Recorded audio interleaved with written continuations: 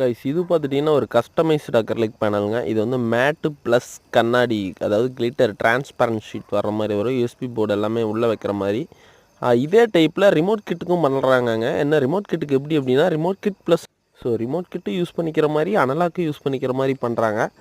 அந்த டைப்பு பண்ணலாம், கஸ்டமைஸ்டு தான். பட் ஹோல்சேலாக உங்களுக்கு வேணும் அப்படின்னாலும் எடுத்துக்கலாம். மினிமம் ஒரு 10 பீஸ் எடுத்தீங்க அப்படின்னா உங்களுக்கு ஹோல்சேல் ப்ரைஸில் கொடுக்கப்படும். 1000 கம்மியாக கிடைக்கும்.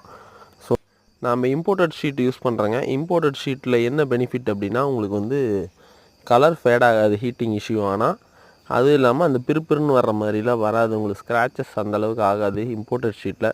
ஸோ ரிசல்ட் வைஸ் சூப்பராக இருக்கும். கஸ்டமைஸ்டாக வேணும் அப்படின்னா காண்டாக்ட் பண்ணுங்கள். அர்ஜென்ட் ஆர்டர்ஸ் எல்லாமே இதுக்கு மேலே பண்ணலாங்க. ஸோ ஏன் அப்படின்னா நியூ ஒரு மிஷின் வந்து ரிசீவ் ஆகிருக்கு. ஸோ ஆர்டர் பேஸ்டு காண்டாக்ட் பண்ணுங்கள்.